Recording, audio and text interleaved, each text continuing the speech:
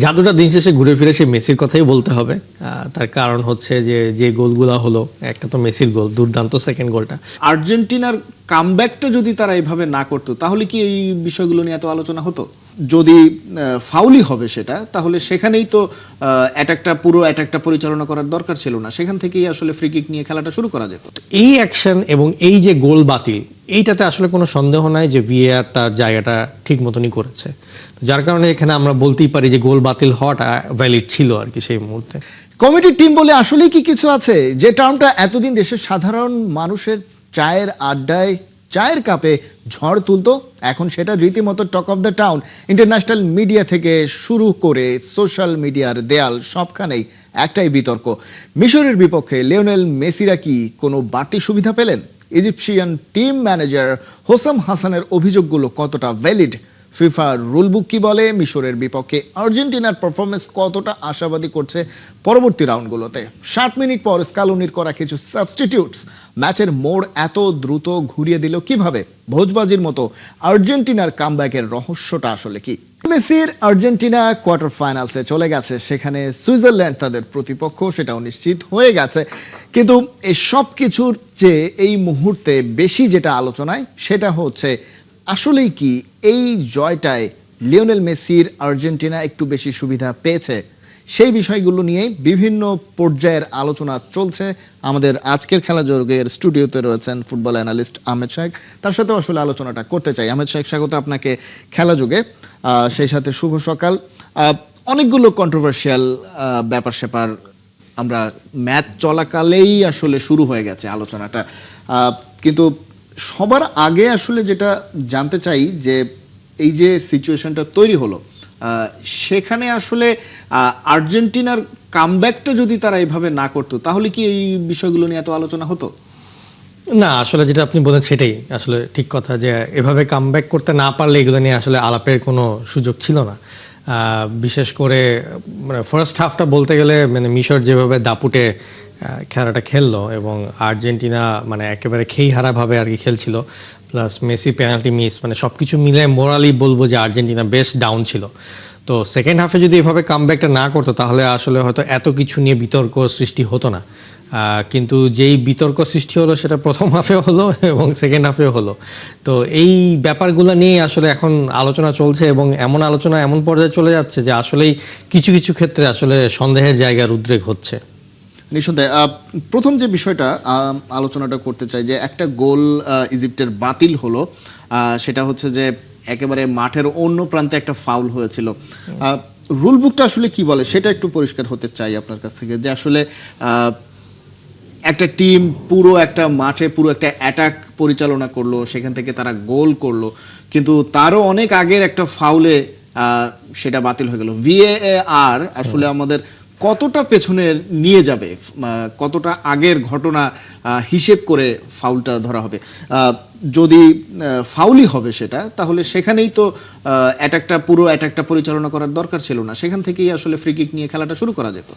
জি, এখানে আসলে ব্যাপার যেটা হয়েছে যে আপনার একটা গোল হওয়ার আগের লাস্ট যে অ্যাকশনটা ছিল দুইটা দলের মধ্যে, সেইখান থেকে তারা যে বলটা উইন করেছে সেই জায়গা থেকে আর কি শুরু হবে যে পুরো গোল হওয়ার যে এই লেন্থটা আর কি ভিএআর চেক করবে।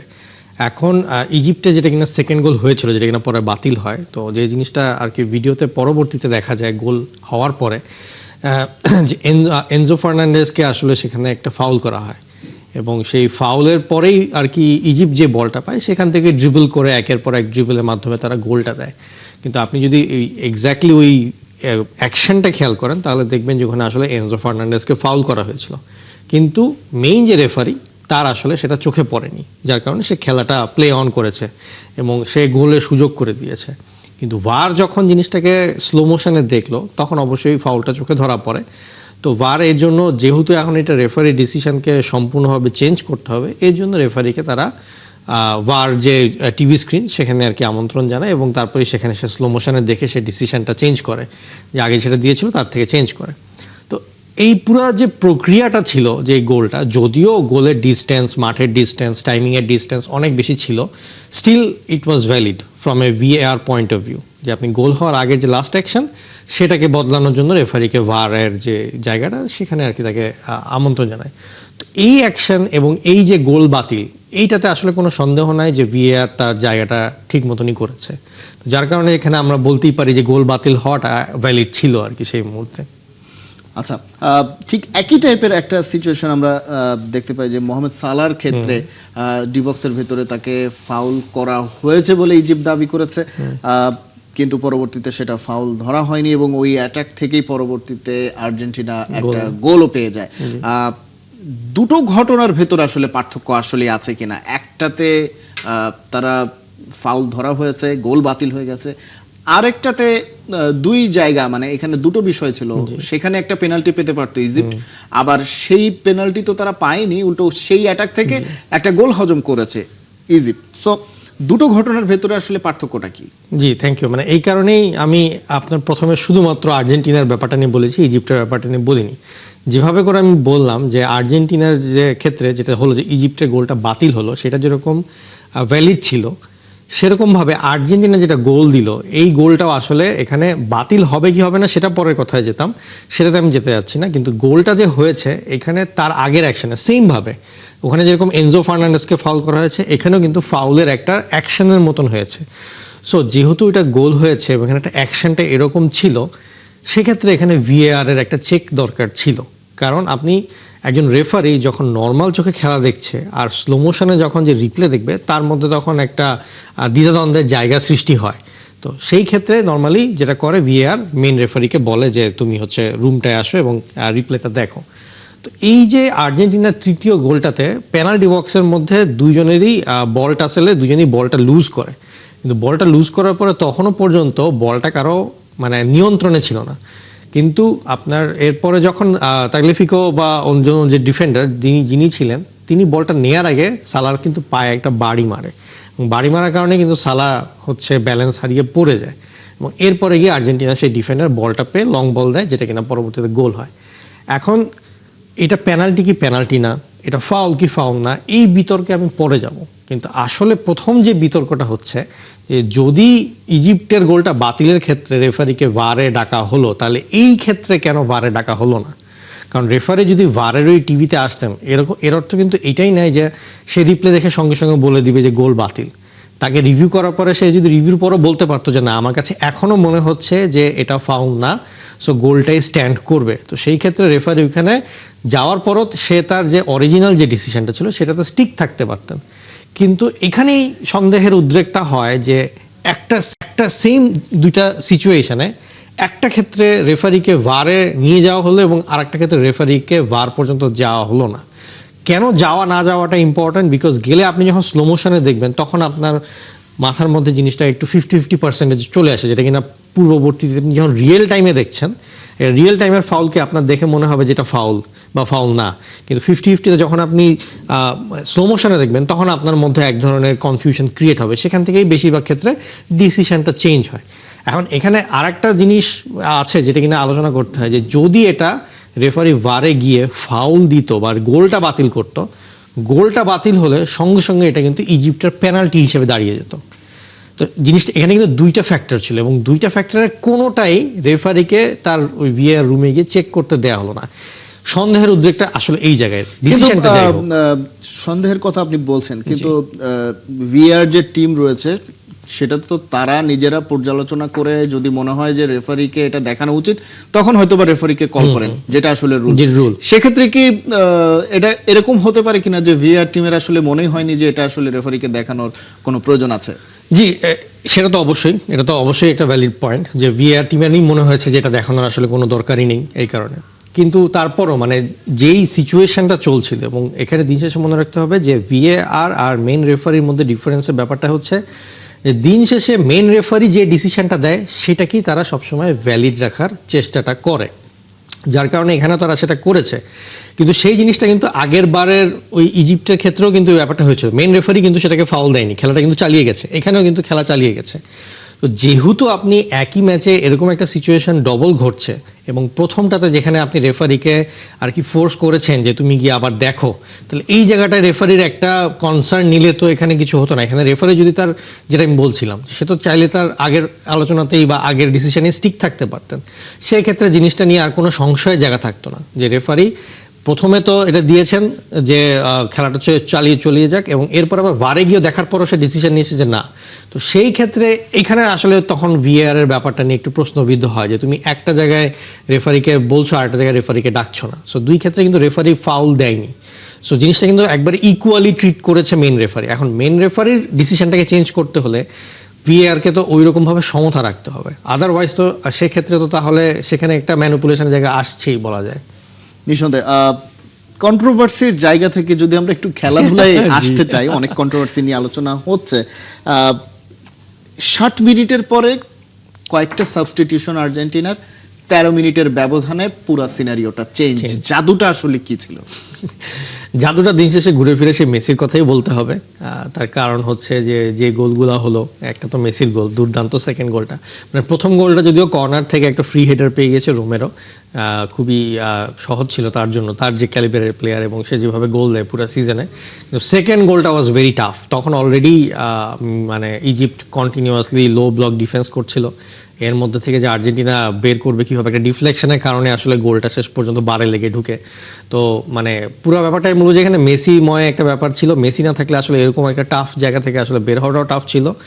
এবং দিন শেষে ঘুরে ফিরে ওই একই প্রশ্ন যেটা কিনা ওয়ার্ল্ড কাপের শুরুর সময় ছিল এখনও, যে অ্যাঙ্গেল ডি মারিয়া নাই, তার জায়গায় যে খেলছে সে কি ঠিকভাবে খেলছে, এবং সেই ঠিকভাবে না খেলতে পারার কারণে যেই পরিমাণ ফরমেশন চেঞ্জ করতে হচ্ছে, এটা নিয়ে একটা প্রশ্নবিদ্ধের জায়গা থেকেই যাচ্ছে। কারণ কালকে আসলে পারাদেসকে নামানো হয়েছিল এবং হুলিয়ান আলভারেজকে নামানো হয়েছিল। হুলিয়ান আলভারেজের নামানোটা যুক্তিযুক্ত, যে অপোনেন্টকে ডিফেন্সকে প্রেশার দিতে হবে, লাউটারো মার্টিনেজের জায়গায় যেন সে নেমেছে। কিন্তু ওই যে দিন শেষে ঘুরে ফিরে যে আপনার কালকে যেটা চেষ্টা করা হলো যে উইঙ্গারের জায়গায় একটা ডিফেন্সিভ মিডফিল্ডার পারাদেসকে নামিয়ে বাকি মিডফিল্ডারগুলোকে একটু সামনে আগিয়ে খেলার চেষ্টা, কিন্তু সেটা তো আসলে যে ব্যর্থ হয়েছে কালকে আর্জেন্টিনা, এটা পুরো পরিষ্কার ছিল। পরবর্তীতে যখন নিকো গঞ্জালেজ আর লাউটারো মার্টিনেজ নামলো, তখন মনে হলো যে খেলার মধ্যে একটু ব্যালেন্স।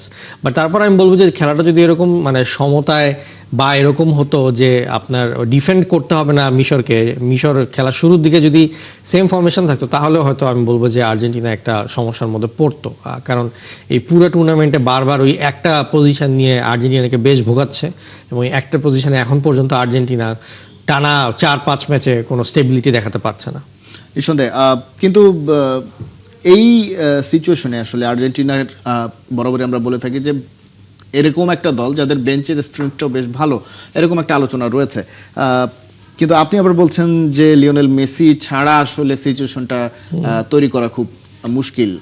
আর্জেন্টিনার টিমটার ডেপথ আসলে কতটা ভালো, এবং সামনে নিশ্চয়ই আরও কঠিন প্রতিপক্ষ রয়েছে, সুইজারল্যান্ড রয়েছে, এরপরে তো আরও সুইজারল্যান্ডকে টপকে যেতে পারলে তারপরে আরও কঠিন প্রতিপক্ষ। সো ডেপথটা আসলেই কতটা ডিপ, এবং সেটা আর্জেন্টিনা কতটা কাজে লাগাতে পারবে মনে হচ্ছে? আমার কাছে এবারে ওয়ার্ল্ড কাপে তাদের খেলার ধরন এবং বিপদের সময় তাদের রিয়াকশন দেখে মনে হয়েছে যে এই আর্জেন্টিনার এই স্কোয়াডের ডেপথ নিয়ে আসলে স্ক্যালোনি পর্যন্ত কনফিডেন্ট না। তার কারণে আপনি দেখতে হবে যে 120 মিনিট পর্যন্ত যখন মেসির মতন প্লেয়ারকে খেলাতে হচ্ছে কেপ ভার্ডের এগেনস্টে ম্যাচ জয় নিয়ে আসার জন্য, প্লাস কালকের ম্যাচেও দেখলাম যে মেসিকেই আর কি সব কিছু করতে হলো। সেই ক্ষেত্রে ডেপথের ক্ষেত্রে কথা যদি বলতে হয়, আপনি যদি দেখেন দিন শেষে কিন্তু ঘুরে ফিরে ওই স্টার্টিংয়ে কিন্তু আপনার ওই তিনজন এনজো ফার্নান্ডেজ, ম্যাকেলেস্টার আর ডিপল ছাড়া চেঞ্জ করার কিন্তু অপশন খুব একটা বেশি পাচ্ছে না প্রত্যেক ম্যাচে। নিকো পায়াসকে এখনও নামানোর মানে ওরকমভাবে সাহস পাচ্ছে না, বা এইরকম একটা মোমেন্টে যে লেস অলসোকে নামাবে সেটা সাহসও পাচ্ছে না। যদিও ভালো ভালো কিছু প্লেয়ার আছে, কিন্তু অ্যাজ এ টিম এই টিমের যে কোঅর্ডিনেশন বা ডেপথ যে ওই লেভেলের বা কনফিডেন্সটা যে কোচ পাচ্ছে, এটা আমার কাছে মনে হচ্ছে না। এবং একই সাথে বলবো যে এখন পর্যন্ত মানে যেই যতগুলো আর কি অপোনেন্ট পেয়েছে আর্জেন্টিনা, কালকেরটাই মোটামুটি একটু টাফ অপোনেন্ট ছিল, মানে এরকম হাই লেভেলের টাফ অপোনেন্ট কিন্তু এখনও আর্জেন্টিনা পায়নি। আপনি যদি দেখেন জর্ডান, অস্ট্রিয়া, আলজেরিয়া, কেপ ভার্ডে, এরপরে কালকে মিশরই হারায় দিচ্ছিল কালকে বলতে গেলে প্রায়। তো এর থেকেও তো টপ লেভেলের টিমগুলোর সাথে সামনে খেলা পড়বে, হয়তো সুইজারল্যান্ড আরও ভালো করবে, এরপরে ইংল্যান্ড বা নরওয়ের মধ্যে কেউ একজন আসবে। তো এইগুলো তো খুবই হাই লেভেলের অপোনেন্ট, এবং এই ডেপথটা আসলে মানে ইউটিলাইজ করার যে সুযোগগুলো এতদিন পর্যন্ত ছিল, স্ক্যালোনিকে ওই জর্ডানের ম্যাচ ছাড়া আমি আর কোনো ম্যাচে ভাবে করে ইউটিলাইজ করতে দেখলাম না, যে নিকো প্যাস বা লেসোলসোকে। সো ওইটা একটা প্রশ্নতা থেকেই যায় যে প্রত্যেক ম্যাচে কি মেসি বার করে নিয়ে আসতে হবে ওয়ার্ল্ড কাপ জেতা পর্যন্ত, তাহলে মেসি ছাড়া এই ওয়ার্ল্ড কাপের আসলে আছেটা কি? সেই আলোচনা তো রয়েছে, কিন্তু যদি আমরা অন্য একটা দিক চিন্তা করি, অর্থাৎ এই মুহূর্তে আর্জেন্টিনার যে অবস্থান, সেটা থেকে বেরিয়ে আসতে গেলে আর্জেন্টিনাকে নিশ্চয়ই আরও তাদের স্ট্রেংথটা বাড়াতে হবে। কিন্তু আলটিমেটলি যেটা সিচুয়েশনটা দাঁড়িয়েছে সেটা হচ্ছে যে মেসি ছাড়া তাদের আসলে সেভাবে কোনো ফায়ার পাওয়ার বা হ্যাঁ মানে ওইটা বলা যায় যে মেসি ছাড়া ওরকম ফায়ার পাওয়ার বা ইনফ্লুয়েন্সিয়াল ক্যারেক্টার আপনি খুঁজে পাবেন। আপনি হয়তো আজকে নরওয়ের দিকে তাকান, আপনি হয়তো হালান্ডকে পাবেন, ওডেগার্ডকে পাবেন, আরও বেশ কিছু প্লেয়ার যারা কিনা খেলছেন, নুসা বা হচ্ছে আপনার সেদিনকে স্কোলড্রুপ খেললো, হঠাৎ করে হাফ টাইমে এসে খেলাটা বদলিয়ে দিল। আপনি যদি ইংল্যান্ডের দিকে তাকান, আপনি কখনো বেলিংহামকে পাবেন, কখনো হ্যারি কেনকে পাবেন, আবার সাকাও আছে, র্যাশফোর্ডও আছে। সো খেলা বদলিয়ে দেওয়ার জন্য বেশ কয়েকটা ক্যারেক্টার আছে। কিন্তু আপনার মানে আর্জেন্টিনার দিকে তাকালে আপনার এখন পর্যন্ত আর্জেন্টিনার 8টা গোল মেসি দিয়েছে, মানে ওয়ার্ল্ড কাপে আর কি সর্বোচ্চ গোলদাতা 8টা, এবং এছাড়া শুধুমাত্র রোমেরো আর এনজো ফার্নান্ডেজ গোল দিয়েছে। মানে লাউটারো মার্টিনেজ, হুলিয়ান আলভারেজকেও সেভাবে করে আমরা গোলের মধ্যে দেখতে পারছি না। আর একটা যে ম্যাচ সেখানেও আসলে লেসোলসোই গোল দিয়েছে। তো ওরকমভাবে যে অ্যাকচুয়ালি অ্যাজ এ টিম যে ক্লিক করছে, সবাই যে গোল দিচ্ছে, ব্যাপারটা কিন্তু ওরকম না। কিন্তু আপনি অপরদিকে যদি ফ্রান্সের দিকেও তাকান, এমবাপ্পে গোল দিচ্ছে, দেমবেলে গোল দিচ্ছে, ওলিসে গোল দিচ্ছে, বারকোলা গোল দিচ্ছে, ডেজার্ডুয়ে গোল দিচ্ছে, সবাই মিলে একটা স্ট্রং টিম তৈরি করছে। কিন্তু সেই ক্ষেত্রে তো মানে আর্জেন্টিনার ওই মেসিকে আটকিয়ে দিলে, মানে কালকে 60 মিনিট পর্যন্ত মেসিকে আটকানোর সুযোগ ছিল, এর জন্য কিন্তু আর্জেন্টিনা খুব একটা বেশি কিছু করতে পারেনি। কিন্তু এই সাবস্টিটিউশন গুলো করার পরে এবং মিশরের লো ব্লকের কারণে আর্জেন্টিনার সুযোগটা বের হয়ে আসে। নিঃসন্দেহে সেই জায়গায় আসলে আর্জেন্টিনার যে সিচুয়েশন, সেটা আসলে তারা রিকভার কতটা করতে পারে সময় গড়ানোর সাথে সাথে, হয়তো বা দলের সিনক্রোনাইজেশনটা তৈরি করা কোচও হয়তো বা বুঝতে পারবেন যে তার দলের শক্তি আর দুর্বলতা কোন জায়গাগুলোয়, সেই অনুযায়ী অবস্থা বুঝে ব্যবস্থা তারা নিতে পারেন কিনা সেটা আসলে সামনের ম্যাচগুলোতে বোঝা যাবে। আহমেদ শাহেক, সময় একেবারেই শেষের দিকে, আপনাকে অনেক অনেক ধন্যবাদ আমাদের সঙ্গে স্টুডিওতে যুক্ত হওয়ার জন্য।